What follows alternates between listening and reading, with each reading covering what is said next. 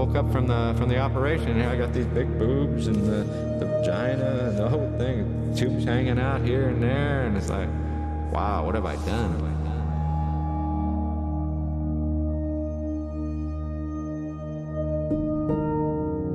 In the beginning, God made human beings in His image, male and female He created them. He commanded them to multiply through sexual union in a lifelong covenantal relationship with a member of the opposite sex. When they sinned, however, the entire creation fell, all of it, both man and nature. Man's heart was darkened, and he began to worship the creature rather than the Creator. Hatred, war, and sexual immorality ensued. The very DNA of man became corrupt. Sickness and disease spread across the earth. Lifespans shortened. Babies died in childbirth, and others were born with defects. The vast majority of mankind lost all knowledge of the Creator, so they invented mythical gods who reflected their own corruption. To explain the birth of those born with sexual malformities, gods were invented who shared similar defects. According to Roman historian Plutarch, Cybele was one of the earliest intersex deities, an ancient Phrygian god referred to as Mother of the Gods, who was worshipped with orgiastic rites in the mountains of Anatolia, and later Greece and Rome. Depictions of her can be found in artifacts dating back to the earliest civilizations in Mesopotamia, Assyria, and Babylonia. According to the myth, Cybele was born with both male and female sex organs and characteristics, an hermaphrodite according to Greek mythology. The Roman poet Ovid later wrote that Hermaphroditus, from whom the term is derived, was fashioned by the gods when they merged the son of Aphrodite and Hermes with the water nymph Salmachus.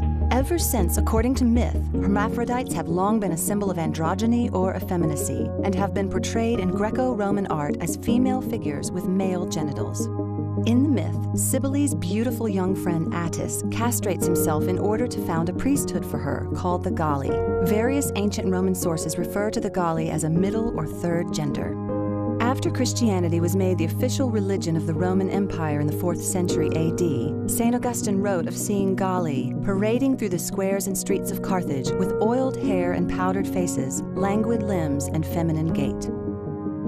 Jewish rabbinic literature refers to two classes of intersex people. The tum-tum are persons whose sex is unknown because their genitalia are hidden. There is a state of doubt about whether they are male or female. The androgynos, on the other hand, are individuals who possess both male and female genitalia and/or characteristics. These were not to be confused with eunuchs, who were castrated pagan priests or temple prostitutes. Historically, intersex individuals have been considered the sex that seems to prevail in their behavior. Today, we define intersex persons as those whose sex characteristics, including chromosomes, gonads, sex hormones, or genitals, are abnormal. The most common intersex condition is Klinefelter Syndrome, where the sex chromosomes display in variant ways such as XXY instead of the normal XX or XY. This results in one or more abnormalities during sexual development, such as infertility. Despite claims by trans activists to the contrary, most of the ancient references to behaviors that appear to cross normal sexual identity boundaries are for what we now call intersex individuals. Intersex is a special term that is used to refer to people who have some kind of physiological disorder where their body does not correspond to what we would normally expect a biological male or a female to have. I have a condition called Klinefelter Syndrome. It's a genetic condition. It's not hereditary. The intersex is a different category. It's a very, very small population, less than 1%. And these are individuals who are born with a mixture of Y, X and Y chromosomes, and sometimes the genitalia is not clearly male or female. This is a different medical problem altogether. This is not a psychological problem. There's very few people in the population that have it that are affected adversely. The term intersex is a term that applies to Klinefelter syndrome. I know that because I have a penis and a scrotum, that I'm a male. I've never thought I was a female. I've never identified. There was a period of time when I was growing up that I put on mom's makeup and I tried on women's clothes. But that wasn't because I didn't think I was a boy. I mean, maybe back then that was it, but I just identified more with mother. But nowadays, it's like, no, I know I'm a man. I just struggle with how I fit in with other men, is part of what the deal is. So intersex, I'm growing more accustomed to it. But being intersex does not make me not male. Now, the important thing to recognize about intersex individuals is that they are a different category than what we would call transgender individuals. Transgender individuals are those who have a normal male or female body. Biologically speaking, they have a normal male or female body, but they are experiencing a psychological incongruity between the way they feel and their actual body. That is very different than an intersex person who actually has a biological ambiguity in their body. Intersex is a condition altogether different from being transgendered. What separates them is biology. Let's turn our attention to those who can truly be defined as transgendered. Technically, transgender is a non-medical umbrella term describing individuals whose gender identity or expression is at odds with the genetic sex with which they were born. This is now referred to as gender dysphoria. In modern parlance, however, transgendered individuals include transsexuals, transvestites, drag queens, and, incorrectly, intersex individuals.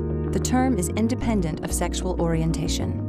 Transsexual is a medical term that refers to individuals who have undergone some form of medical or surgical treatment for sex reassignment. But in modern use, the term also includes those who want treatment but are unable to get it for one reason or another.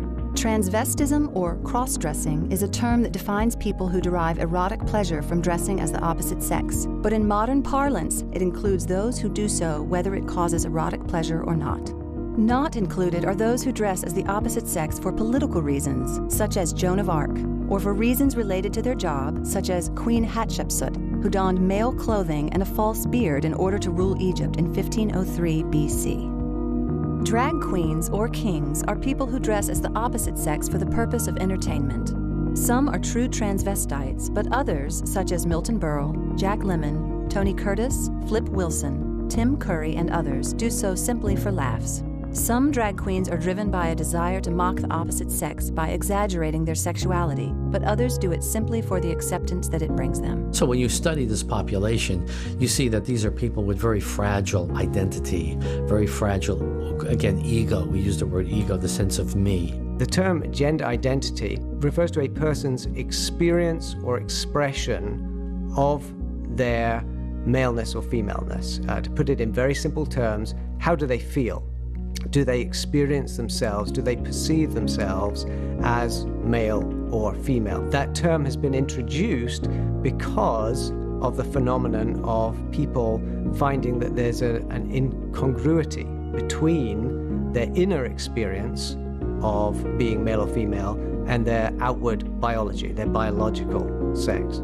So far, they have not found like a biological or a genetic foundation or any prenatal factors that determine this kind of condition. The technical term for it is gender dysphoria. It's recognized by people really on all sides of the debate over transgenderism. Where the differences lie is in understanding what would cause that kind of condition and also how it should be treated, and indeed if it should be treated. But usually for those who recognize that this does cause distress for the person involved, there's a question of, well, how is this distress to be resolved?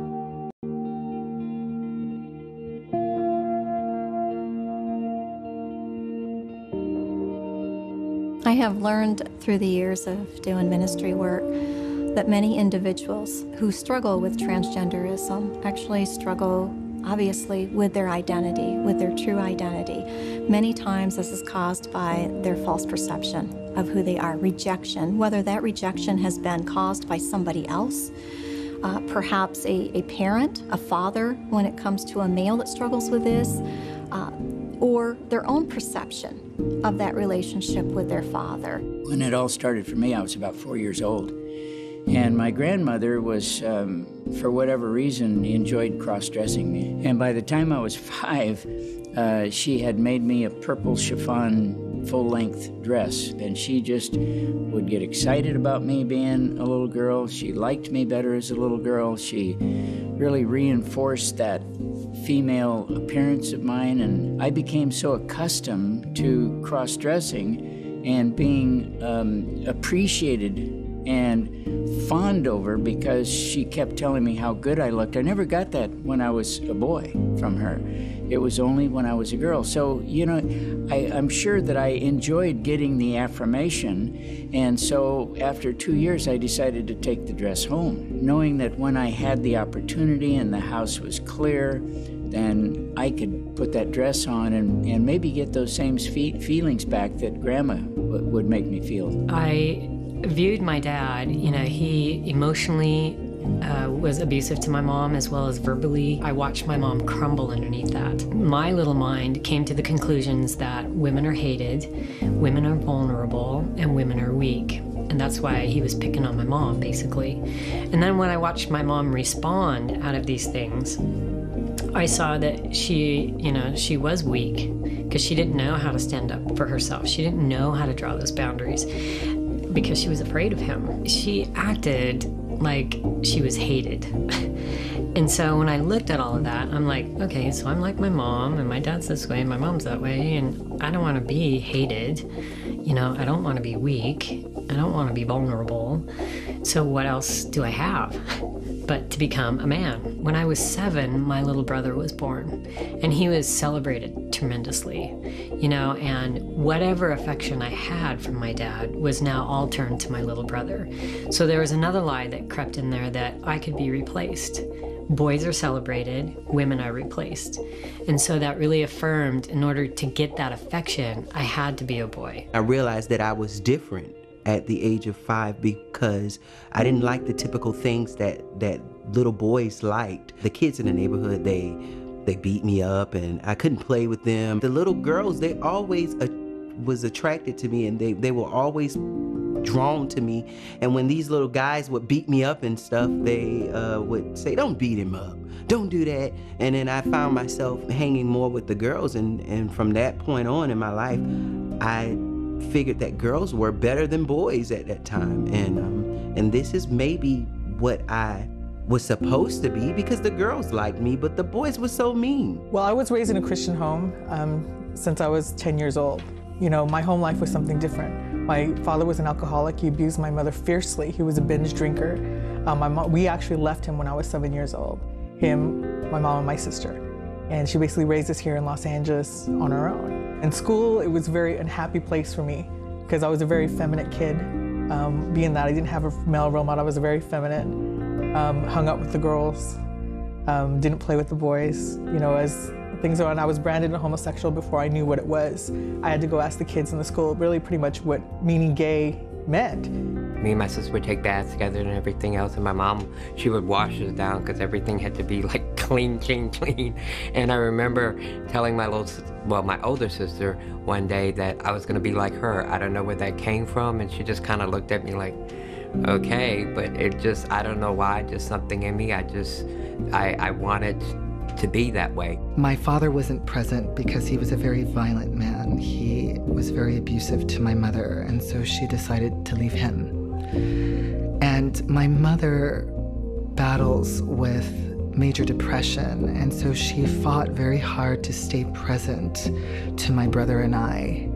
And she was the one who sort of introduced my brother and I to my father, and we really saw my father primarily through my mother's eyes and through the eyes of my grandmother. And they didn't really like him because he was so abusive and so diabolical, in the sense that he didn't own his responsibility as my father. He didn't own that he was supposed to help me in my development as a young man. And so that was an emotional injury to me like you wouldn't believe. I didn't act like a typical guy or a male kid. I acted more like the female kid. So I started associating myself with the female persuasion. So I started stealing my mom's clothes and wearing them in the closet behind their backs, and every now and then I got caught and I would get punished for it, but I kept going. And it just got worse and worse, and it was like one piece of clothing, 2 pieces of clothing. Next thing you know, I was full out drag, cross-dress, trying to look like a woman, not know much about makeup, because I'm just a kid, I don't know that stuff. I remember hearing people say what my mother often said is that when I was born, I was like one ugly baby. So I grew up always feeling that something was wrong with me. My father, I know, always desired having a son. When he did have a son, the son was nothing like he expected. But before having that son, guess who came along? It was me. So I was born the child that they were least wanting as far as having a girl. My father owned his own business, so I really never had that close fellowship with my dad. He was just always busy, so I really never had that one-on-one intimate relationship between a father and a son. And my mom worked all the time as well, but she was more there for us. I remembered my mom telling me at 2 years old that I was supposed to be a girl. She had already had 2 boys and she wanted a girl. When I was in my 50s, I asked her if she really said that, because that stuck with me all my life. And she said she had, because I thought it was something, maybe I made that up, you know. And she actually had said that. But she said, don't you remember I also told you that I was glad you were a boy? I said, no, I don't remember that part. My father was never there. I went to my grandparents' home, which they were Christian, and it was a safe place. And he would come and he never acknowledged me or my other brother. He never contributed financially, so I never got the father's love or acceptance. Always kind of felt I was different, a little different, because I didn't know exactly why. I didn't know how to express that, or even, I just knew something was different. I remember thinking, I'm different. I'm more male-oriented, so I must be a male. The TV tells me I'm a male. My mom says I'm not quite Japanese girl, and so I must be a male. And so I started actually thinking of myself as a male since then. I don't have any memories of being happy being a girl. It's just I always knew I was in the wrong body, that I was a little boy trapped in a girl's body. And it wasn't a passing phase. I think my parents thought I was just a tomboy and I would grow out of it like a lot of little girls do. But for me, it was an obsession. I just knew I was not complete unless I had male genitalia. And so when I was 9 years old, I heard about these things called sex change operations that we call sex reassignment surgery now. And I thought that's the answer to my dilemma. So I decided as soon as I'm old enough and I have enough money, I'm going to change my name to David, get a sex change, and live happily ever after.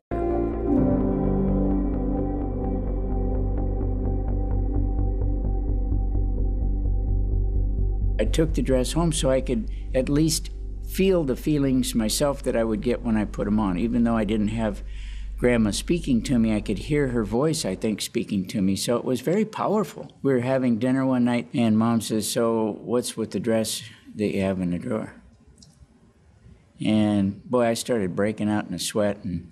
And I said, well, Grandma made it for me. And so then this big explanation about what had happened. And then my dad, you could almost see him begin to glow like a Roman candle, because he was a part-time police officer, an industrial goods salesman, not exactly a wimpy guy. He was a judo expert and all that stuff. So he was, to say the least, not too excited about what he just heard. From that point on, I wasn't allowed to go to Grandma's. And Grandma felt she was very angry with me because I outed the lie, right? Or not the lie, but I outed what was supposed to be a secret. And then I felt responsible for everything going wrong between my parents, my grandmother, and me. So now you see the dynamic. This is where I felt things were not going right. When I was 11, I have an older half-brother, and he began to molest me.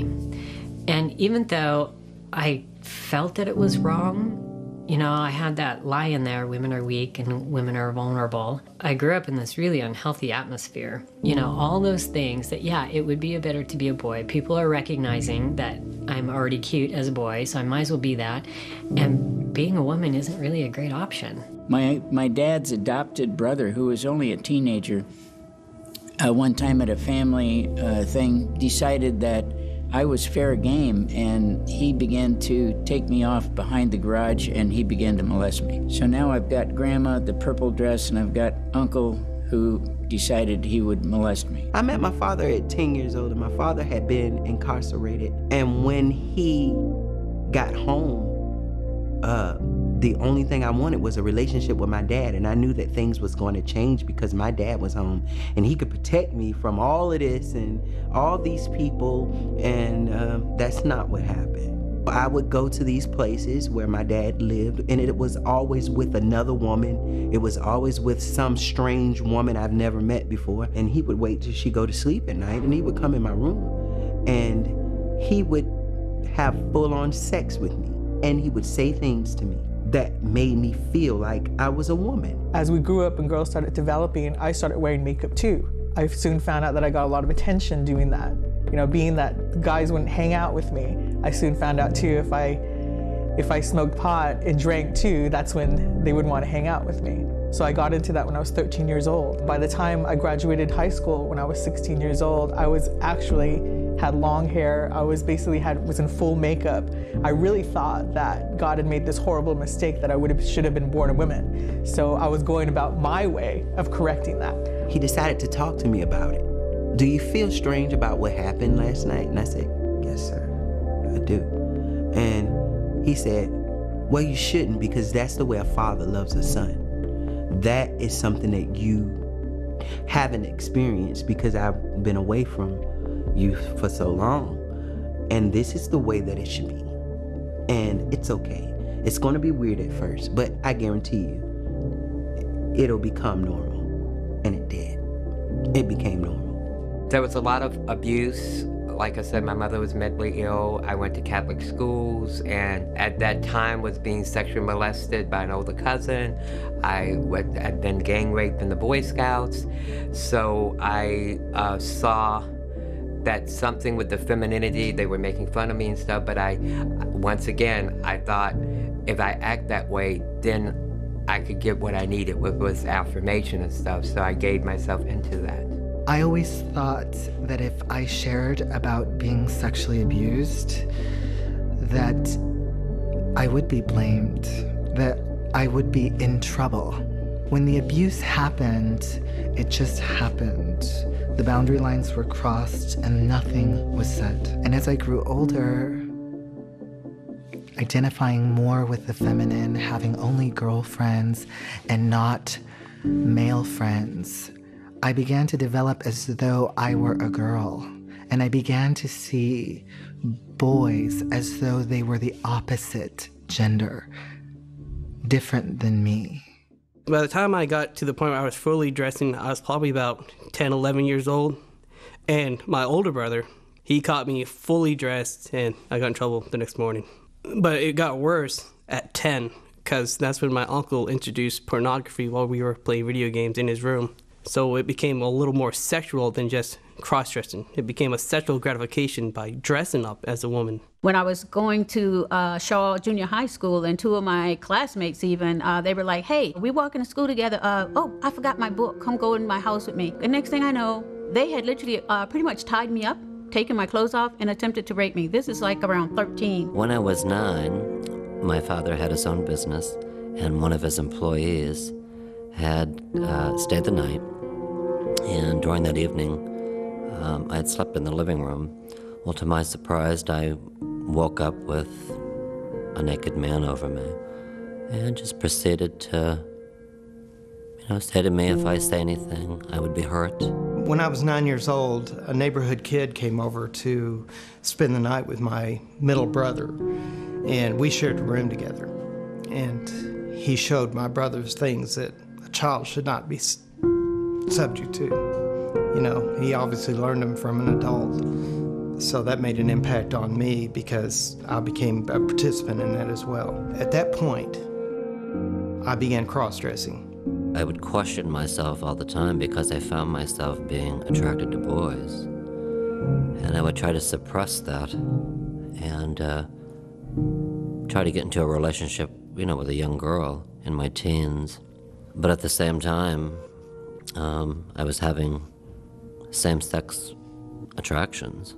And I think a lot of that stemmed from that molestation because it happened repetitively, not just that one time. I was molested on my mom's boyfriend from probably the age of 5 to 12. when you're scared to tell because he said he would kill you or take you to Mexico, then you're not communicating with your mom.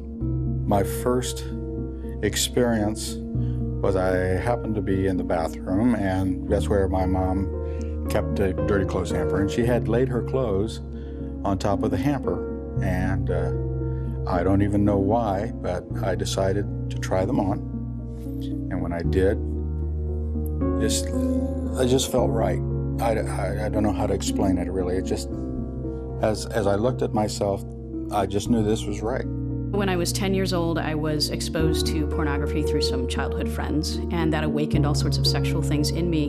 And I found myself drawn to the male in those images, and I wanted to be the man that bonded sexually with a woman. And that was the beginning of sexual addictions that would plague my life for the next 20 plus years. There was an incident when I was about 12. I had been cross-dressing in the bathroom, and my mom, before she passed away, came to the door, and the door was locked, and she wanted in. And of course I was in her clothes. So I was scrambling to get out of her clothes. So when I opened the door, there I was naked and with lipstick all over my face. And I remember my mom doing the worst thing I could possibly imagine, and that was she called my dad in. And when my dad came and saw me there, I know this is what he thought. He thought that he could get me to not ever do that again by shaming me. And he shamed me pretty good. But what he didn't realize is that wrapped everything in a thick blanket of shame. It was just like pouring gasoline on a fire.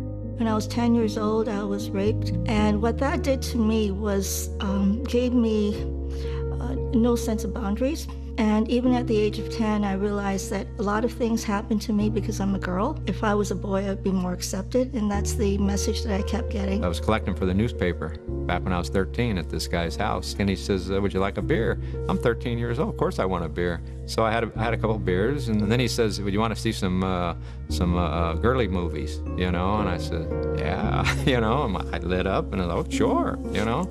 And so I'm laying in the bed and watching the movies, and he's laying beside me, and then he's starting to, you know, put his hand on me, and you know, and the whole thing got started. The session went on, and I got up and left. This went on for, about maybe 6-7 weeks, maybe a couple months.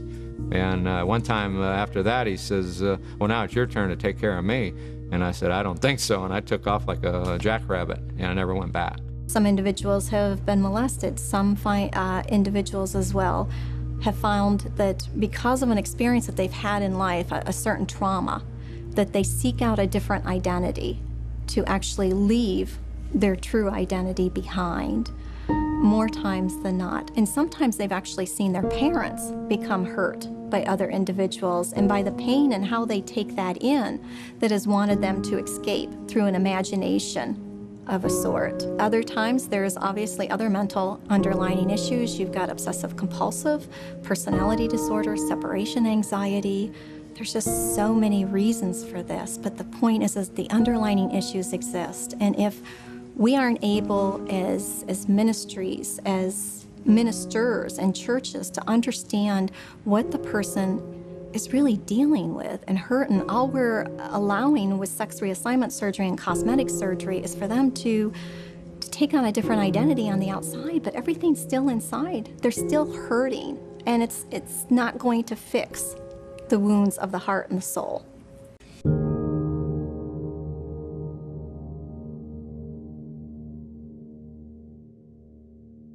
It was in the early 20th century that a handful of doctors began performing crude sex reassignment surgeries, the most famous of which was on Danish painter Einar Wegener, who suffered through multiple surgeries in the 1930s in an attempt to become a woman and conceive a child. His story was retold in the 2015 film The Danish Girl, starring Eddie Redmayne. Wegener died as a result of his 5th surgery. In the 1940s, Dorothy Tipton lived as a male American jazz musician named Billy Tipton. Her own son did not know her secret until she died. In the 1950s, after his discharge from the Army, George Jorgensen underwent sex reassignment surgery and began calling himself Christine Jorgensen. A now classic headline declared, "Ex-GI becomes blonde bombshell." In 1965, psychologist John Money persuaded Johns Hopkins Hospital to begin performing sex reassignment surgeries. But after a 1979 study found that those who had had such surgeries were not more adjusted to society than their peers, the psychiatrist-in-chief at Hopkins Hospital, Dr. Paul McHugh, shut the program down. Head researcher John Meyer declared, "Surgery is not proper treatment for a psychiatric disorder. These patients have severe psychological problems that don't go away following surgery," a finding reinforced in a major 2011 study out of Sweden. According to Dr. McHugh, sex change is biologically impossible. Transgenderism is a mental disorder that merits treatment. People who undergo sex reassignment surgery do not change from men to women or vice versa. Rather, they become feminized men or masculinized women. Transgender feelings do not correspond with physical reality in a way similar to an anorexic who looks in the mirror and thinks that they are overweight. 70 to 80% of children who express transgender feelings will, over time, spontaneously lose those feelings. People who promote sexual reassignment surgery are collaborating with and promoting a mental disorder. Dr. McHugh also admonished those he called misguided doctors who administer puberty-delaying hormones to very young children, even though the drugs stunt the children's growth and risk causing sterility. Such actions, says McHugh, come close to child abuse. Every so often, the DSM, you know what the DSM is, Diagnostic Statistical Manual, and this determines what is considered by the mental health profession as to what is pathological and not pathological. Every so often, they revise it. And every time they revise it, we psychologists, to renew our license, we have to sit there all day and listen to the revised version of it. But you get there, and the presenter says, this version is a better version than all the other previous DSMs because it's more scientific. We have scientific evidence. That's how he opens it, okay? We're sitting there for like 6 hours listening to all the diagnosis, and they flash us a picture of Chastity Bono smiling, and they said the original committee decided that transgenderism is a pathology. It's a distortion. But the committee got so many angry letters, so many angry protested letters, more than any other diagnosis, that the committee changed its mind and they normalized it. You could see it's not a scientific organization. Psychology, psychiatry is no longer a scientific organization. It's losing its credibility. So the DSMs are becoming opinion pieces. This person had called and he had been visiting a therapist for just a year. Within 3 months of visiting the therapist, she had talked him into having his name changed legally. Within 8 months, he was receiving pressure from the therapist to have the sex reassignment surgery, or she was not going to see him any longer. What he also discovered during this visit is that she herself was a transgender person. So we have transgender therapists that are already going into the appointments with an agenda. And it is almost like, how fast can we get this person to take on this other identity, have their name changed, have sex reassignment surgery, and live in this identity? I actually began to have all these thoughts about who am I? You know, am I really a girl? Am I a boy? During this time, I thought, well, this is something that must be so new to God, he didn't even understand it. With that, felt like I was on my own, that I needed to fix this myself. I was still going to church, and I met a girl one night. We began to date, and within 2 years, we got married. When I was 16, I got a car, and I had met a girl. She became my girlfriend, and I would go out and pick her up, and we'd go out on dates, and I was totally lying to my parents where I was going. Eventually, that caught up with me because her parents started putting things together, and they didn't seem right. And she called my parents, and then my parents confronted me. That was when I told them I wanted to be a man, and my dad pretty much told me, we will not talk about this again. You are not going to do that. And I said to my mom, Mom, you know what? I really do want to be a boy. And my mom said, that's gross. If you looked at one side of my life, it would look absolutely perfect. White picket fence, 2 cars in the garage, everything's good, I'm making good money, the kids are healthy, everything's good. I didn't drink around the house, I wasn't a slosh drunk at home. I did all that stuff when I was away, and I'd get that relief out of the way and then come home and be a different person. So I had this total 2 worlds that I lived in. Actually 3 when you think about it, because I had the family life, I had the purple dress life, and then I had a great career that I was developing and becoming very successful at. Even though the girl knew about me, she still viewed me as her boyfriend. So we kind of went off and on there for a little while. And then when I became 19, I got out of the house. I started doing my research to find out who would help me. I went to a doctor and he's like, yeah, I can start you on hormones. So I moved out of the house and I began the hormones and I thought I was free. I was like, yeah, I'm finally here. I have arrived. I am free. This is my life. I went to this club. I was about 17 years old. I was talking to people and they told me about the show, and they said that every person that's in this show is a man. And I was intrigued by that. I wanted to see that. And there was this transgender woman on stage with the body of a woman, and she had this red dress on with all these rhinestones and sparkles, and she was poured basically into the dress. And I was confused because someone told me that everyone that's going to perform here is a man. But clearly my eyes was telling me that that was a woman, and I could not believe what I saw. And then right there at that moment, I knew that's what I was. After I graduated from high school, I moved out here to Los Angeles to go to art school and was taken to my first gay bar when I was 16 years old. You know, they liked me. I was young. I was easily taken advantage of. Drugs, alcohol came into the picture. I was drunk every night. I dropped out of school and basically, you know, ended up homeless. The thing about males that attracted me is because I always felt like the other, and I thought that then if you're the other, then you should actually be attracted to men, and thinking in my mind that one day I will be this, and then I could get not only the protection, but the completeness of what a man does for a woman. I went directly to the dressing room to see this lady up close and in person and ask her, was she a lady? At that time, I asked her that question. She had her head down and they were putting the wig on. She had no clothes on. She threw her head up and she looked at me and she opened her legs and she said, this is all woman. Male genitalia was there. I backed up and I ran out of the dressing room. I was shaking. I couldn't believe that this was true. And I knew that it was possible. I used to go to these X-rated bookstores all the time, and I saw this one magazine, and it kind of caught my eye, and it said Transformation. You know, so I grabbed the magazine, and I'm tired of all the other stuff, girl on girl, guy on girl, guys, bisexual, all this different stuff. I needed something, you know, new to fuel the fire. So anyway, I saw this magazine, Transformation, and so I picked it up, and I'm looking at it, and it's like a she-male, you know, it's like the top half, they have the boobs and the penis on the bottom, and, you know, and I thought, oh, this is cool, this is different, you know, and so I grabbed it, paid for it, took it home, got excited with it and took care of myself, and then I couldn't stop, you see.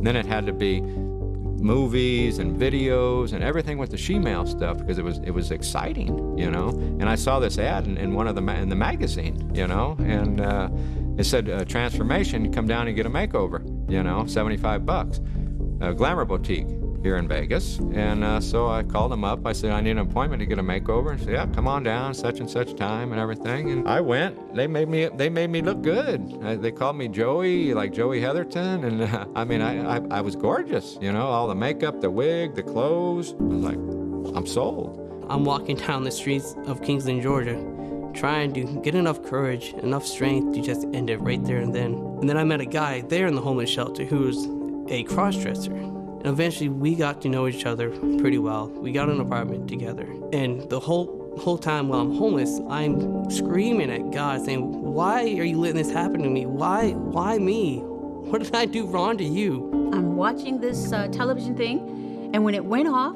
just like that, a voice said to me, you were supposed to have been born a boy. I didn't know gay people, didn't want to be a gay person. But when I realized I was born in the wrong body, and that's why I didn't really like boys, that's why I was the tomboy, I was my father's little Ed, it resonated. She said, we have these get-togethers ever so often, you know, where we go out. It's called Girls' Night Out.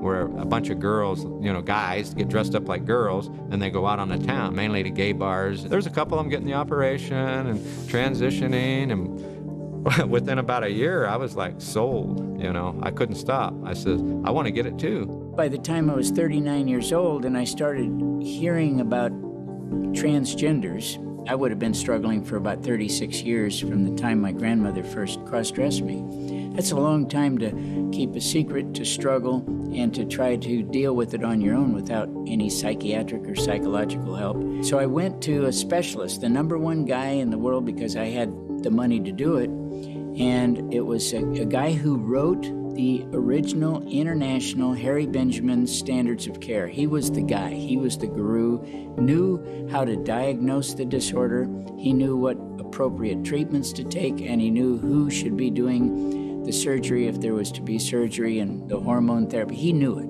He was the guy. So I went into him and sat with him. In 45 minutes, he looked at me and he says, you've got gender dysphoria. And what you need to do is undergo gender reassignment surgery, take hormones, and just completely change and become a female. And I was kind of dumbfounded. The fact is that the research that's being done, the research that's being conducted on transgendered people, both in terms of the surgery itself and the long-term effects, it's usually being done by people who have a political interest in this, okay? Just like in the issue of homosexuality. Most of the people that control the funding for the research are pro-gay. The American Psychological Association took the position of normalizing homosexuality, and any publication that is put out by the APA or any journal that is influenced by the APA is going to be pro-gay research. It's going to justify its position.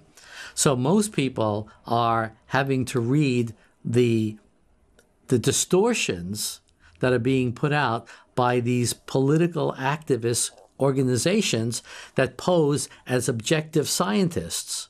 I went to a club that same night, and I actually went into my closet to find what could I put on to make myself look masculine. I remember finding a hat and maybe a shirt that I unbuttoned down to my chest a little bit. I mean, I tried to butch myself up and look more like a man. And when I walked in that bar, it was like my first step in that bar was if I had been going in that bar forever. I walked in like I owned the place. No one in that bar would have ever known that I was totally straight, perhaps. I mean, I wasn't gay or transgender, but it was like my new identity. So I walked into that bar, and for 18 years, from the time I walked in there, I transitioned my life to being a male. One thing led to another, and I got the name change, and then I had to go and talk to a psychotherapist and get 2 letters, one from the psychotherapist, which had like $450, and then another one was $250 from a psychiatrist. And then I went to Scottsdale with these letters and talked to the surgeon. He says, "Oh yeah, you're good to go." This was in August, and I wanted to get the surgery as soon as I could, but I figured, well, I'm not going to get it for a while. And he said, "Well, I can do the surgery in November." And it was only 3 months away. And I was like, okay. I had the money, everything was lined up, bing, bang, boom. And here I go, I woke up from the operation, and I got these big boobs and the vagina and the whole thing, tubes hanging out here and there. And it's like, wow, what have I done? Absolutely, there's no evidence for brain difference. This is a lie that is being promoted by an incredible industry that's making a lot of money on these poor people, okay? Oh, your brain is different. Where in the brain, you show me, where in the brain is this boy believing he's a girl? The second week I went back and I told him about my childhood. I gave him some of the information about what had happened in my childhood more in depth, about the abuse by the uncle, and he says, "Oh, and by the way," he says, "I have your letter of approval here. You can take to the doctor and have your surgery, 2 sessions." And I said, "Well, that seems a bit quick to make that kind of assessment." So while he was prepared for me, he said, "No, you're a perfect candidate for this. I've been doing this for years. I know what I'm talking about." And I said, "Okay, that's fine. Keep the letter. Let me think on it." And I waited 2 years. And during that 2 years, the pressure cooker, maybe from hearing it, maybe from grandma, maybe from the radio playing in my head, maybe from the sexual abuse, I can't begin to tell you what it all was, but there was a big mix master going on with thrown in with a little alcohol that by the time I was 42 years old, I had sat down with my wife and said, here's what's been happening. We need to divorce and I need to change genders. I had met some transsexual friends. I actually thought they were women at first, but I was told they were really men. And I don't know why, I just took a liking to them, started hanging around them. And I was 18 years old. They hung out in a nightclub that I would frequent. I actually became best friends with one of them. Talked to me about hormones and stuff like that, because I said, I would dress up like a woman and go out for Halloween just to have fun. Well, I found myself liking it and wanting to be like them. I remember going to the bar when I was 15 years old, and I remember watching these drag queens perform. And I remember thinking to myself, they are being celebrated. They are being loved and liked. And so I remember thinking to myself, one day I'm gonna be accepted, I'm gonna be loved for being a female impersonator. And so I remember pursuing it when I was 17 years old. And by the time I was 18, I began competing in professional pageantry. And by the age of 19, I was competing at the Miss Gay Texas pageant. And I remember thinking to myself, wow, I have invested so much time and energy, and I'm actually amounting to something. I was in a pattern of confession, remorse, doing little things like trying on some pantyhose and stuff like that. When I got back into church, I started writing Christian songs, started singing them in church, and this young lady took a liking to me. I asked her to marry me, and we got married. I did not tell her, my new wife, about the cross-dressing. I told her about the alcohol. I told her about, the troubled childhood, but I didn't tell her about that. At 15, I thought I came to my mom and told her that I was gay. But then probably by 20, I knew there was something more, that I wanted to be a woman. Probably about at the age of 24, 25, was introduced to a gay bar. And it was on Halloween of all days, and I won Best Drag. And I met a transgendered woman, and we became best friends, so I started getting to the shows. And then I met my partner at a drag show, and we were together for nearly 17 years. So through that time, I started all my hormonal therapy, counseling, and about 8 years ago, I had my papers signed to have my sex change. But instead, we decided to put a down payment on a house, so I just put that on a back burner. It wasn't long after we were married that I actually started cross-dressing in front of my wife. In fact, I had her buying my clothes, my makeup, those things. She was just trying to understand it, okay? Then there came a place where we can't do this anymore. So I went to that same pastor I lived with for a while, and we tried to pray it through. And we had several prayer sessions, but it wasn't affecting me. So then he decided to send me to a psychologist. So he actually made the appointment for me. I went and saw the psychologist. We had our first session, and he said, I want to talk to you again. So I went into the second session, and he says, well, what you have is gender identity disorder. And then he wanted to know how I wanted to treat it, which confused me. Because always before you go into a doctor, they find out what's wrong with you and they say, this is the course of treatment to get over this. He didn't do that. As a matter of fact, he said, what we need to do is start bringing your wife into these sessions so that we can counsel towards divorce. And then what we're going to do is I've got another doctor we'll send you to, and we'll start you on hormone therapy and all these things. We'll have our sessions and work through this. You'll start dressing in female attire all the time. And in 12 or 18 months, we'll get you some letters for sexual reassignment surgery, because then you can be the woman you already are. I eventually met the host of the show. She saw me and she thought that I was the cutest little boy, and she said, well, let me dress you up in drag and see what happens. So she dressed me up, and the transformation was unbelievable. It was unbelievable to me, and it was unbelievable to her, and it was almost as if I was taken over. There was some sort of entity in me. I was someone else when I dressed up, and I got the opportunity to perform for the very, very first time. And when I hit that stage, I had a mask on. I was a different person, and I was embodying that transgender woman that I saw that first time. I went ahead and had the gender reassignment surgery. I had a career still in the automobile industry, and I had the surgery, and I was promptly terminated from the corporation. They cleaned my desk out, handed it to me, and said goodbye. So I took the hormones. Of course, right away, I started filling out muscularly. I started getting acne and started to grow a beard. And then I continued to work out on top of that. So I got pretty buffed and then taking the hormones. And then I was taking an extra little bit more to make sure that I could keep up this physique when I worked out. Because my goal was not to ever be known as a woman. My goal was to only be known as a man. And I couldn't figure out, because I had met some other transsexual people, and they were all about being known. And I'm like, no, I don't want to sit around in a group and talk about being a transgender person. I just want to go and live a normal life. This life as a man, normally. That was my whole goal. And so in continuing to work out, I realized later that that was my form of protection. The harder I worked out, the less weak I felt.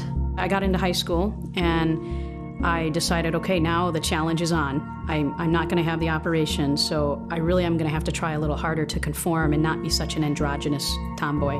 Fortunately, I have an older sister, so I could take notes from her, and I decided maybe I should grow my hair out a little bit and try on some of my sister's clothes. Nothing too lacy or pink or anything like that, but something that could pass as a girl and I could still feel comfortable in. And then I decided maybe I should try dating boys, because perhaps there's something in me that never got awakened, and I just don't knock it till you try it kind of thing. So I asked a boy out my junior year to a turnabout dance and borrowed one of my sister's dresses. So I have this picture of me standing very awkwardly in this dress that wasn't even mine, and nothing really happened that night as far as sparks flying or any attraction with this guy. In fact, the more I tried to date boys and even experiment sexually with them, I discovered it didn't awaken anything in me. All it did was make me more intensely jealous. I wanted to be the boy.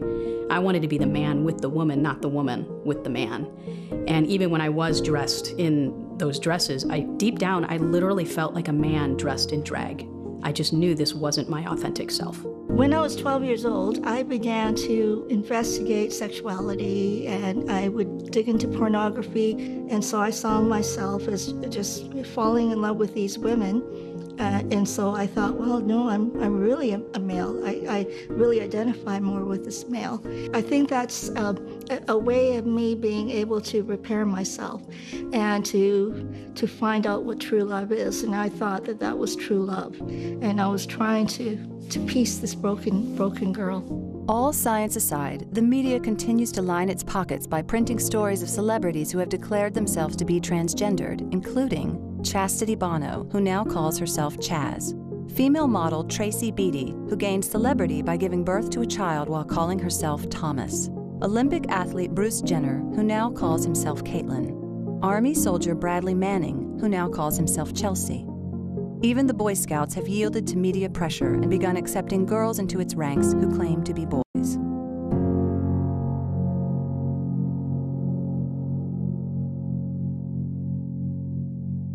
The counselor generally will be looking for events, trauma that that child has experienced. For instance, some children that are being raised by grandparents where there has not been a strong relationship between that child and the natural parent, trying to uncover, possible molestation. Where did the precedent happen? Were they being bullied by boys? and more accepted by the girls, trying to help them adjust and to realize why they struggle like they do, why they feel inadequate in their God-given gender. And one of the things that the counselors will do is, as well, if it's a dad that perhaps has a son that struggles with this, and maybe the son's more artistic, to suggest to the dad, you know, so what? He likes art class. Go take art class with him. He likes piano. Go learn the piano with him. Start to mend on that relationship so that that bonding can become stronger between the father-son. If it is a girl that struggles with this, usually when girls struggle with it, it's where they've perceived the mother as a weak model. I don't want to be weak like mom, or I've seen mom become abused and I don't want to be like that. I want to gain control sort of mind thinking. And so the girl needs to readdress the relationship, feeling safe with women and seeing that women can be strong and it's okay and we can be weak, but to accept herself as a woman and to mend on where that brokenness is, on that false perception of what being a woman is that makes her run from her femininity. Since the biblical view is that there are only two sexes, male and female, and biological sex is the primary indicator of ontological sex, any treatment for gender dysphoria should proceed on the assumption that a person's biological sex, rather than their gender identity, defines whether they are truly male or female. What that means in practice is that any treatments for gender dysphoria should be aiming to bring a person's psychology in line with their physiology rather than the reverse. So I had 6 sessions, 5 or 6 sessions with her, and at the end of those sessions that I had every week, she opened up her book, and I'm sitting there as Laura, and she said, well, you have a dissociative disorder. And I said, really? I said, what does that exactly mean? She said, well, and based on what you've told me, the cross-dressing and then the sexual abuse caused you to dissociate. She said it's not full-blown multiple personalities, but it's a dissociation. You did not want to be who you were because that person who was the little boy was getting sexually abused, was getting cross-dressed, and was getting physically abused. Those things alone, she said, built within you basically another personality. But you're unlike multiple personalities where you don't know the person. You're fully aware of this one. You just weren't happy with being a boy because he got abused too much and had too many bad things happen. So you became someone who didn't have bad things happening. And she said, furthermore, she said, because you've gone through gender reassignment surgery, she said, I think it's going to be almost impossible for you to recover. And I just wept. Just wept. Because, you know, when I went to see the Dr. Walker, he didn't look at me and look for a disorder. I told him about my childhood, but it didn't trigger anything in his mind that maybe there was some disorder. He just looked at it as being transgender or gender dysphoria. It was a Sunday afternoon. My spiritual dad came up to me and he said, hey, do you got a moment? Can I talk to you about something?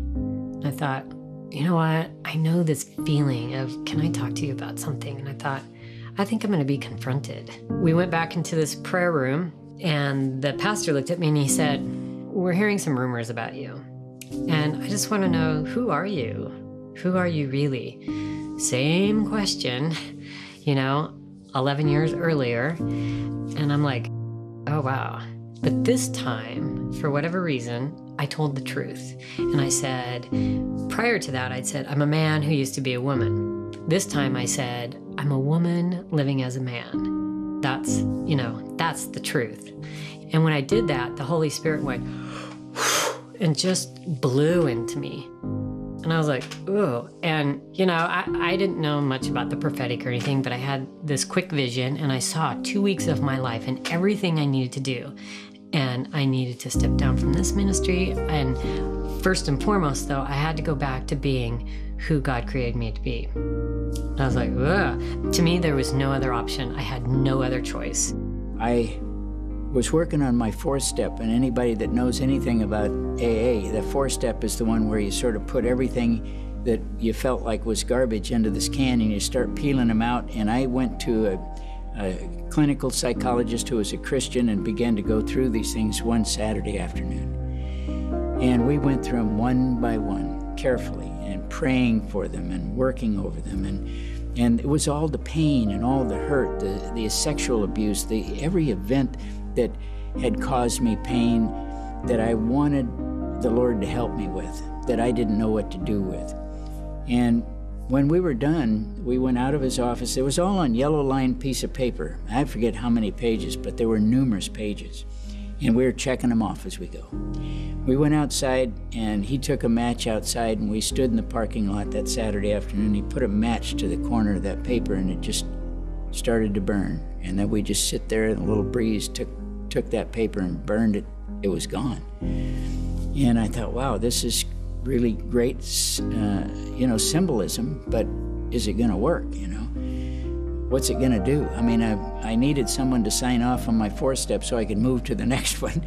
And that was probably more of an interest to me than anything. And so he put his hand on my shoulder. He said, let's go back in and pray about what we've done here. And I said, that sounds good. So we went in and we sat down across from each other and we began to pray. And it seemed like it was the longest prayer I was ever in. And it may not have been, but during that prayer, all of a sudden, I didn't open my eyes, but I could see the Lord Jesus Christ in white. And his feet were up in the air, and he was down in this position with his arms reaching out to me. And I looked in that vision that I had, I looked over, and here was a little baby. And the little baby was me as a boy. And he reached down and picked up the boy and cradled him in his arms. And then said, you will be safe with me forever. And from that moment on, my life was redeemed and restored, and I began living as Walt. And I have been for over 20 years. From that point, there was probably maybe a 4-year period where the Lord continued to just woo me, bringing healing. I was just so hungry for him. And I can remember I started reading my Bible every day. I can remember being so happy about my Bible, I would carry it into work, and I'd have it on my desk. And people were like, man, what's wrong with you? You're carrying this Bible thing. And I'm like, yeah, I love it. I got on the phone with my mom and I told my mom, I said, Mom, I don't know what's going on here. I don't know what's happening to me. But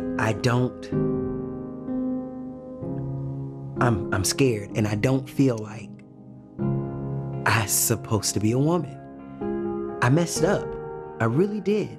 And the moment that I said that, somehow it dropped into my spirit for me to call my aunt. And my aunt, she's a minister, she's a pastor. I hadn't spoken to my aunt in over 10 years. I didn't know her number. Didn't think to ask my mom for the number. But I looked at my phone and it was there. So I know what he was doing. And at that moment, I called her and I told her what I had seen and what I had been going through. And she said to me, God is calling you, and you have to make a decision. You have to do it today. God is calling you.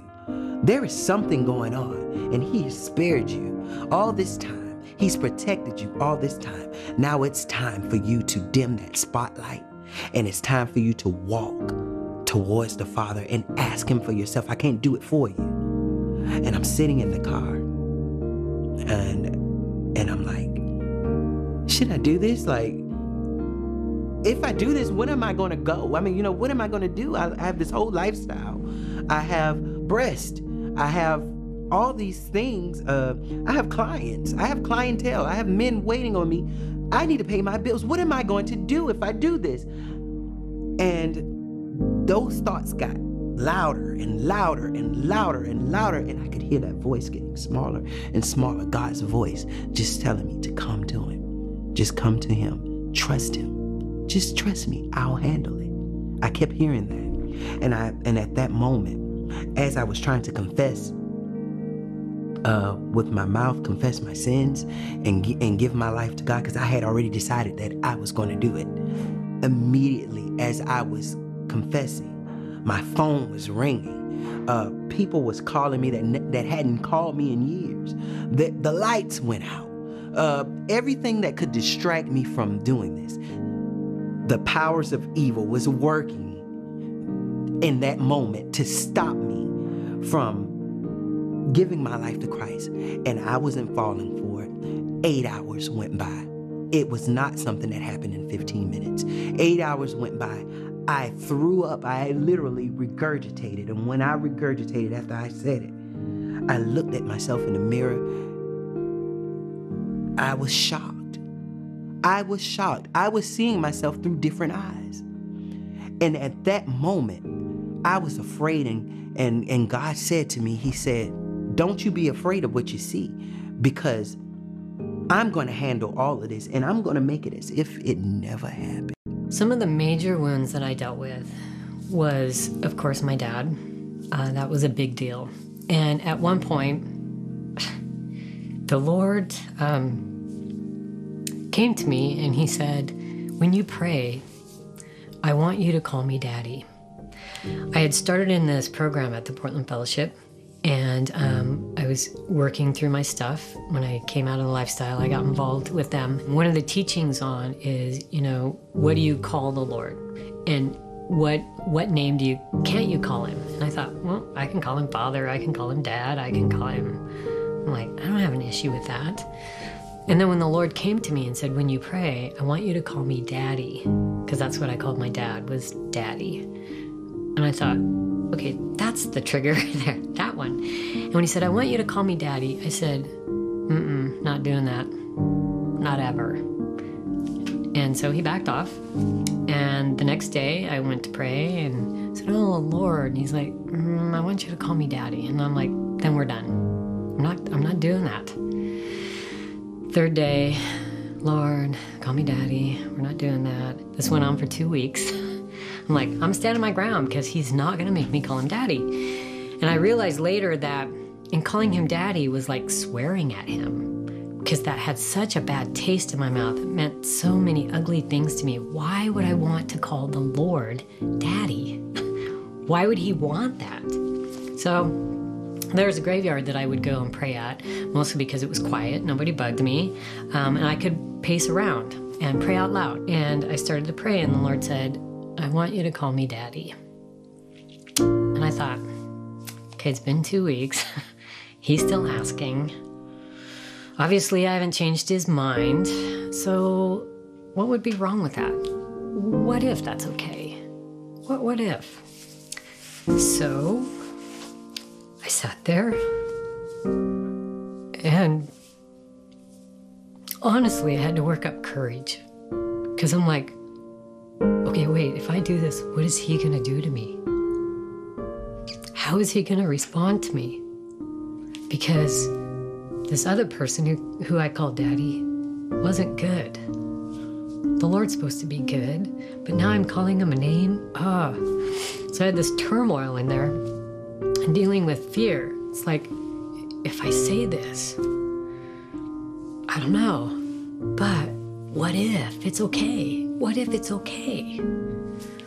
So I sat there, all the courage I had, and I just said, Daddy. And I broke. And I cried so hard, my sides hurt the next day. I mean, it was this deep within me, gut-wrenching pain, whatever that was, it came out.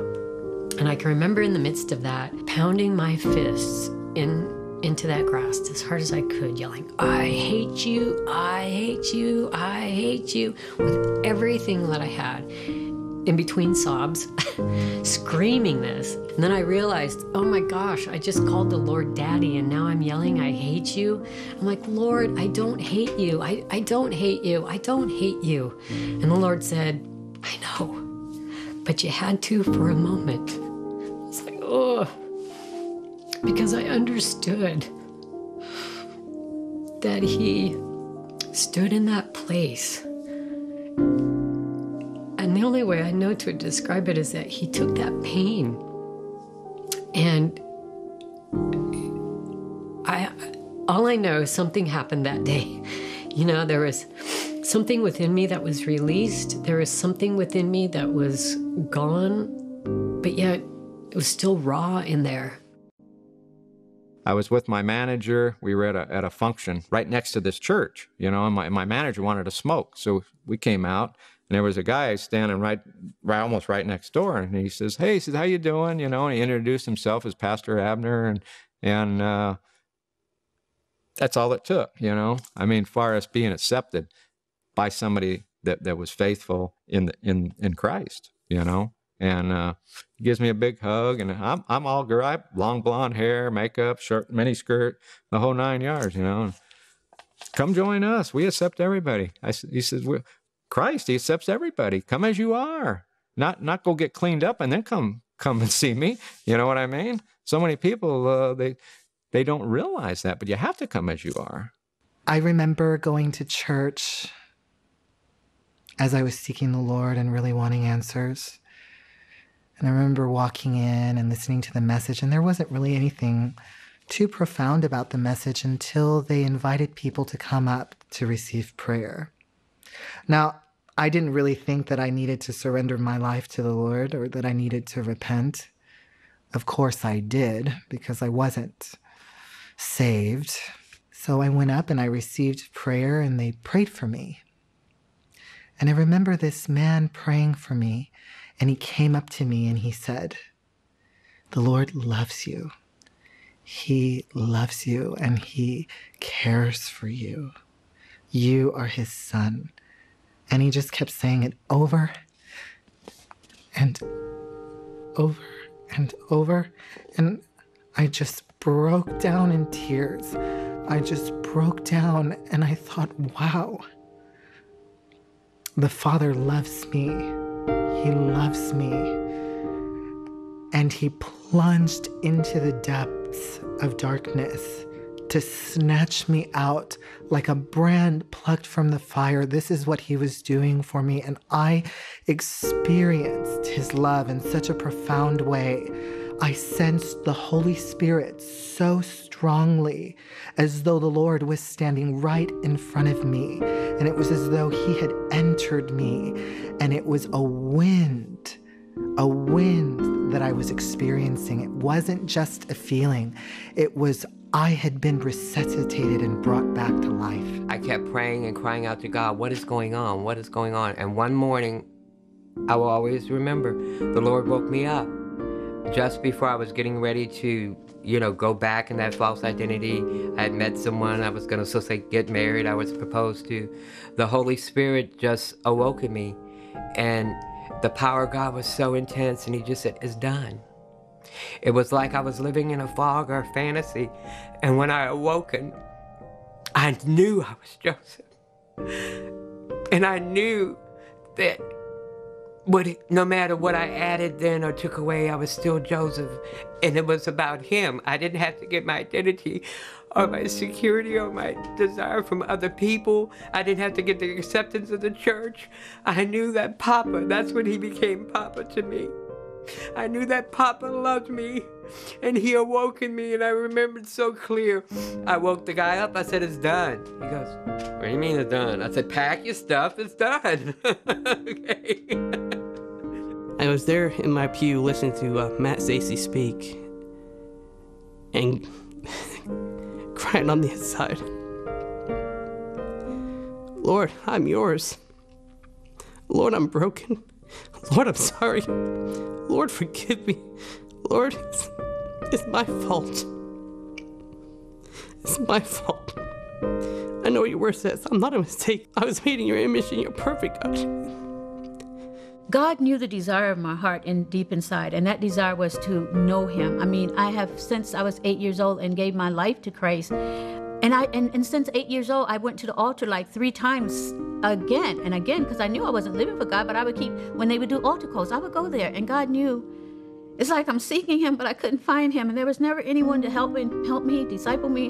My mother was an evangelist. She never would try to teach me to pray. I mean, everything I know now is from the hand of Jesus. The Lord started putting real men of God in my life, women of God that embrace and that love me. And through that, To this day, I continue to walk forward. And that was 8 years ago. I had such an urge to want to go to church. I started off going to church as a girl because I had lived that lifestyle for so many years. I had implants. God was just doing things supernaturally. He was putting Christians in my life. I can remember one day I woke up and he wanted me to give my clothes away. I said, okay. I was calling up my sister, and I mean, that's one sister that got some expensive clothes. She was very happy. And then all of a sudden I'd go to church and people would say to me, God spoke to me and told me to take you shopping and buy you clothes. He's so faithful like that. That's so sweet. But the good news is, it's been 11 years now that I've been a reborn-again Christian. The Lord has gotten rid of the implants. I've gotten rid of the silicone in my lips. It was less than a year after I got saved that he took the female hormones from me. Never had to go to a doctor. Never had to go to a psychiatric ward. Instantly delivered like that. I started reading my Bible again. And as I read my Bible, it became alive to me. In 2 Samuel chapter 14, verse 14, it says, all of us must die eventually. Our lives are like water poured out on the ground, which cannot be gathered up again. But God doesn't just sweep life away. Instead, he devises ways to bring us back to him when we've gone astray. That's love. That is love. It was incredibly hard, I'm going to be honest. It was very hard to go through the transition because I was going through a metamorphosis now to become a man, because the Lord just supernaturally made me hate the implants. I mean, they were a center showpiece for years. And he just supernaturally made me hate them. I loathed them. When I'm watching TV and hearing a certain pastor talk about homosexuality, it just I almost like having a nervous breakdown because I knew that I couldn't change. This is who I am. Felt God made me this way. That's what I thought, this is all I know, and I feel like a woman. I'm going to become a woman. But you're going to say I'm going to hell? So I had to get in a Bible. We had Bible in our house. Get on the internet. I was trying to find a loophole saying, no, it's okay. And so my partner knew this Christian couple. And so the next morning, which is Saturday, the day before Easter, I went to their home and they prayed with us and said, yeah, if you continue to living this way, you are in destruction. You're going to go to hell. And God doesn't want that. So the next day I went back to Lafayette where my brother goes to church and his family. I just screamed out for God that day on Easter of 2011. And then on Mother's Day I was baptized by that same couple that prayed with me. And then they introduced me to a wonderful church that I still go to. How do I as a Christian respond to this disturbed person? Certainly not to be condemning. Not to make them feel bad about themselves, but also I have a commitment to not collude with your illusion. I'm not going to call you Mary, okay? Your name is Tony. It was Tony a month ago, and you're still Tony, okay? Now, I may spare you the stress of me insisting that I call you Tony. I'll just say, hi, how are you? Okay, but I have to make a decision. And each individual Christian has to make a decision. If I am grounded in the natural law, which is compatible with Christianity and Judaism for that matter, then how do I want to respond to this person with compassion, but not to collude with their illusion? And that's a decision, that's a boundary that has to be found with each individual.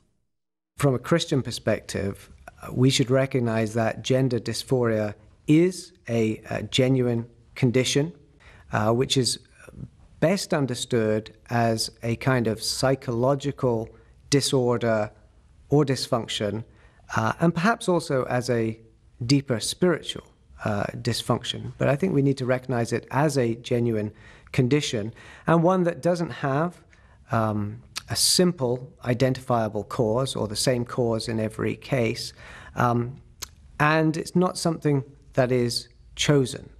People do not choose to have these experiences of gender dysphoria. And that's going to be important to recognize if we are going to respond to it in an appropriate, responsible, biblical way.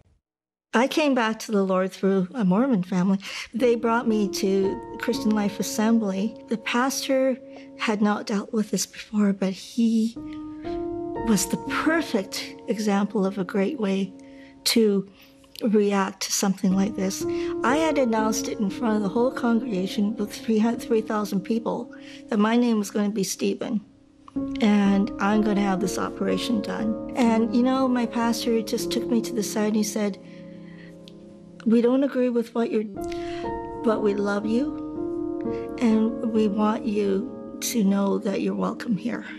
We sat down, and he just let me bare my heart as to why I'm feeling that way, and as to what is making me feel that I'm supposed to be a male. And I was very adamant, I'm supposed to be a male. He just began to say, "Susan, there's reasons why you're feeling the way that you do, but you know, you're not a failure." And that just broke my heart. And he just says, "You know, there's a lot of hurt underneath. And we know that you know that you want to live the life that is real, and you want to find out who you are, and you really don't know who you are."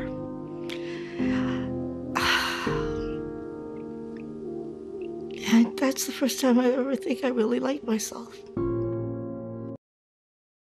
There's something in there that has rooted a lie in you that is saying that this is not right, that you were born in the wrong body, you're wired totally wrong, there's something wrong with your hormones, there's something wrong with you. And I would say that's a lie, because there's nothing wrong with you. Something came in there, either an event, maybe it was a flippant remark, but it stuck with you for whatever reason. You came into agreement with that lie. And you said, "Yes, I believe that that's true." And from there, that little tiny seed began to take root and began to grow this tree and these branches. And then it began to produce fruit.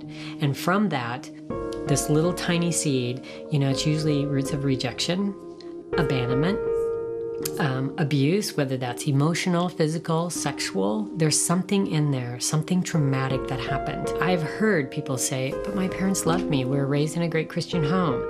Okay, but from 0 to 5, there's that, you know, the formative years, and there was something in there that happened that was either traumatic, maybe there is something that you don't remember, but there's something in there that told you that lie, that came into an agreement with something within you, whether it be rejection. Most of the time, it's the root of rejection. I dealt with deep self-hatred. For some reason, I hated myself. Was that just because I was a woman? I think it was also because I didn't think I was good. I wasn't good enough. I wasn't pretty enough. I was, you know, I didn't have any value. So there's something in there where that lie attaches to, and you believe it, and you come into agreement with it, and then from there you begin to bear this fruit. You know, you begin to manifest, I'm going to live as a guy. I'm supposed to be this way. A lot of the women that I've talked with and transgender people that I've talked with that have come out of that, or, you know, are still even in it, there's 99% of them, there's some kind of abuse there. I would say 80% of the time it's sexual abuse. But there's always some kind of emotional abuse there, some kind of trauma that's happened. I heard somebody talk about how to get free from habitual repetitive sin. If you're in an addictive cycle, the only way to get free is to take what's in the dark and to expose it in God's light. And I don't remember anything else they said at that conference except James 5:16, confess your sins one to another and pray for each other so that you may be healed. And it's like the Holy Spirit pierced my spirit with that scripture, and I just knew I will never be free from these desires unless I get what's in the dark in the light, and that I need to tell my campus pastor what's going on. And we had an hour-long breakfast of painstaking small talk where I could not bring myself to say it. And at the end, he said, Was there something in particular you wanted to meet about? I said, yes, but I'm having a very difficult time telling you. And finally, I garnered up the strength, and inwardly I braced because I was fearful of his reaction. But I told him all my deepest, darkest secrets. And he looked at me straight in the eyes, and he said, Linda, I want to thank you for trusting me with that information. I know that took a lot of courage for you to share that with me. And I want you to know that doesn't change our opinion of you. We love you, and we're going to get you the help that you need. And I walked away from that conversation. I was stunned. I said, Holy Spirit, what was that? That was not the reaction I was expecting. You know what the Lord said? I just sensed his still small voice speak to my heart and say, Linda, that's how I feel about you. I love you, and I want to get you the help that you need. And so that was the first step in what was to be an 11-year journey of transformation. I didn't know it would be 11 years, or I would have never signed up. But I'm also grateful for my campus pastor who demonstrated compassion without compromise. He was extremely understanding, but he didn't compromise on the truth of God's word. I'm so grateful he did not say, well, that's okay. You just embrace, if you really feel like you're a man on the inside, there's sex reassignment surgery today, and we'll help you get the hormones and get the surgery started, and we'll be a support network for you. You know, it would have been most unloving for him to reinforce my brokenness and rob me of the redemptive power of the cross. That truth started to really settle in. That's what really started really breaking the chains. Because I was at the core of what was really causing my problem. I was saying to God, I know the way you made me, but I'm not going to accept that. I'm going to remake myself in the image I have in my mind. I was saying I was God. I was being equal with God here. And then there came a point where God asked me a question. He said, Kerry, what do you really want? And I had to actually think about that. I thought about it for 2 or 3 days. And finally I went to God and I said, well, what I want is I want to know what it's like to overcome this cycle of sin in my life. I want to know what it is to be an overcomer. I want to know all about your love. But most of all, I want to know you. I really, really, really want to know you. So then he reminded me of, if any man would be my disciple, he must lay down his selfish ambition. He must pick up his cross, and he must follow me. Because anybody that seeks to keep their life for themselves will lose their life. But any man who would willingly lay down his life for my sake will find true life. And that is the key scripture that started really, really, really breaking me finally free. Jesus gave me something I wanted more, the cross-dressing.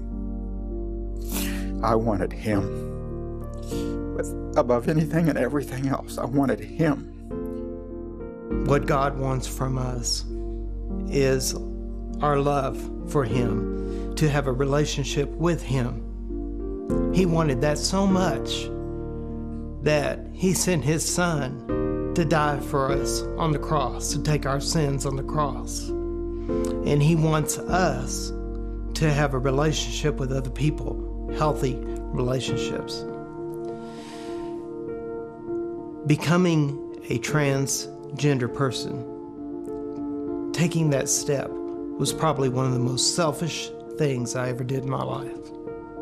And what we're called upon is to be selfless, to give of ourselves to others, just as our Lord did, our Lord Jesus Christ did. You can catch happiness. It's like a flittering butterfly, and you can catch it, but it's going to die and go away. But true joy is found through knowing and having a relationship with God through his Son, Jesus Christ. That is true joy. And that is available just by having a change of heart, repenting, asking God for forgiveness, and accepting his Son into your life. and that will make you a whole person. One of the lies that has been sold to our culture is that sexual fulfillment is the greatest kind of fulfillment and that sexual love is the highest kind of love. There's no doubt that sexual fulfillment is very important, and sexual love comes from God. It's by God's design, and it's something that ideally we should all experience. However, to focus so much on our sexual identity and the idea of sexual fulfillment, I think, is to miss more important, deeper kinds of love and fulfillment that God has in store for us. The ultimate kind of love that we should pursue is a love for God and love by God. And that isn't a sexual love, it goes far, far beyond that. Then there is the kind of love that is found in human community. And for those who are sexually broken and who struggle with what they perceive as a lack of sexual fulfillment, God may or may not resolve that in this life. But what he does promise, I believe, is that if such a person joins together with fellow believers, they will experience a deeper and ultimately more satisfying kind of love, the love that is shared between people who have a common salvation, people who love one another because they recognize that they have first been loved by God and by Christ. Now that isn't a substitute for sexual love, but it is a greater kind of love that I think will put that desire for sexual love in its proper perspective. Likewise, there are different kinds of intimacy. We speak about sexual intimacy, and it's right that we do. It's a very important thing. It's something that God has designed for a man and a woman who are joined together in marriage. But again, there are other kinds of intimacy. There's the intimacy between a parent and a child. There's the intimacy that there is between biological siblings. There's the intimacy that there is between close friends. There's the intimacy that one finds among fellow believers in the context of the local church. But the greatest kind of intimacy, the intimacy that if you know it, if you know that kind of intimacy, it puts all other relationships into the shadows, is the intimacy that you can have with God by knowing not just that there is a God, but that you are brought into an eternal relationship with God, and that you can experience the reality of God day by day through faith in Jesus Christ. In your thinking of being born in the wrong body, if you're really struggling, it's pressing into the Lord and asking him for the truth. What is the truth? How do you see me? Lord, who can I talk to? Who is it that I can talk to? And he will be faithful to that. He will bring people that can, people who have gone before me. I've read testimonies and I went, wow, if you can do that for them, you can do this for me. And the other part is being willing to look at that. Because honestly, it's a whole lot of pain. There's stuff that I don't know if I'd walk through it again, but yet I would walk through it again because of the freedom that I now have. Yeah, there's a lot of crappy stuff you're going to have to look at. There's a lot of crappy stuff that's going to bring up even more stuff that you're going to have to look at. But the only way out is to go back through it and have the truth revealed and what really happened in those situations. Because once we embrace that lie, we now have this filtering system, and everything is filtered through that lie. So even the truth can be all distorted when it comes through, and you're like, that's not the truth, because this here is what I have right now, that's the truth, so that can't be the truth. So even when it comes in, we reject it because of the seed that we have in our heart already of the lie, and because of the filtering system that we have, that we now view everything through this lens, and it needs to be cleaned out. And doing that is having people come with you, giving you the truth. And I think it's important to have, they say it takes a village. It takes a village. I had a village of people. However, they each brought an important component to me, when I needed it, of this truth, because they're not in my place. They don't know what I'm going through. Therefore, they can speak the truth because I can't see that. There's places that we can't see that the people on the outside can. And if you're willing to be open with them and willing to, even if you don't agree with them, just willing to think about it and ask that question, what if that's true? And there are going to be well-meaning people out there that really want to help you in your healing process. They really think they're doing you a really great thing. However, it's up to you to ask the Lord, who are these safe people? Who are the people that are safe? Because there will be those that, you know, for me, they brought me makeup and lotions and things that would help me be feminine. It's not about being feminine, it's about being holy.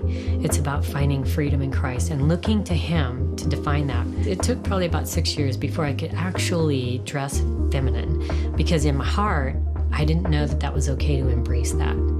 So the outside reflects the inner healing that has gone on, because you can't embrace what you're rejecting. You know, so people tried to put me in dresses and I'm like, no, that's not happening, because I'm not there yet. And it's okay to take it at your pace. You know, the Lord's going to walk you through this. If you're obedient to those convictions that He brings, though you look at it and you go, this is a big mountain. Lord, I don't think I can climb it. He's not asking you to climb it in a day. He's just asking you to take one step. And as you take that one step, He's faithful to take that step with you. And it's knowing that He's not calling you out to a place. He's not going to call you out to take you back to Egypt. He's just not like that. I haven't found Him to be like that ever. I've only walked forward with Him. Is there still things that He's revealing about my femininity? Yeah, He is. I'm not done by any means, but I am free. There's things that no longer hold me bound that I didn't think I would ever be free from, but I am. People who suffer from gender dysphoria, and it is a real condition, and we have to recognize that people really do suffer from this experience of this incongruity between the way that they feel about gender and their actual biological sex. People who are in that condition will say, well, why did God make me this way? Or if this is wrong, then how is God going to address this? How can it be fixed? What hope do I have in this world? And we need to recognize several things. We need to recognize first that we are all broken individuals at some level. We all experience brokenness at multiple levels, and that will include the sexual level as well.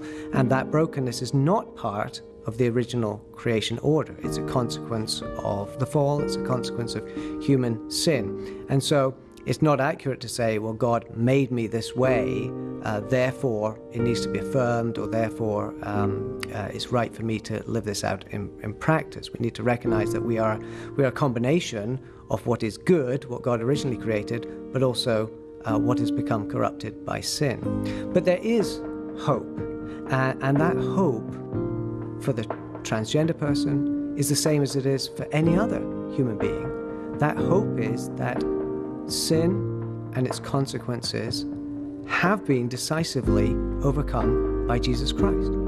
We may not experience the fullness of that salvation in this life. We continue to live as broken people, and there can be a measure of healing, there can be a measure of resolution, there can be a measure of comfort in this life, and many people can testify to that, whatever form of sexual brokenness they have suffered from in the past. There can be a measure of healing. They have experienced the power of Christ in this life.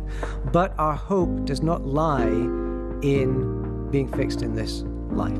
None of us will be perfectly mended from sin and its consequences in this life. And so we look ultimately to the future, to the restoration of all things, to the resurrection of the body, to our glorification as creatures, fallen creatures, who are restored in the image of God, specifically in the image of Christ, by our union with Him through faith. The Scriptures tell us, "For the eyes of the Lord range throughout the earth to strengthen those whose hearts are fully committed to Him. For I know the plans I have for you, declares the Lord, plans to prosper you and not to harm you, plans to give you hope and a future. Then you will call upon me and come and pray to me, and I will listen to you. You will seek me and find me when you seek me with all your heart. I will be found by you, declares the Lord. If anyone would come after me, he must deny himself and take up his cross daily and follow me. For whoever wants to save his life will lose it, but whoever loses his life for my sake will save it. What good is it for a man to gain the whole world and yet lose his very soul? Everyone has at least one major cross in this fallen world, whether it be the child born without limbs, the one who develops intense homosexual desires, or the person who struggles with gender dysphoria. But the answer is the same.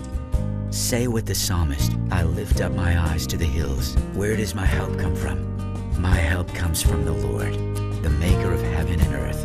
He will watch over your coming and going, both now and forevermore.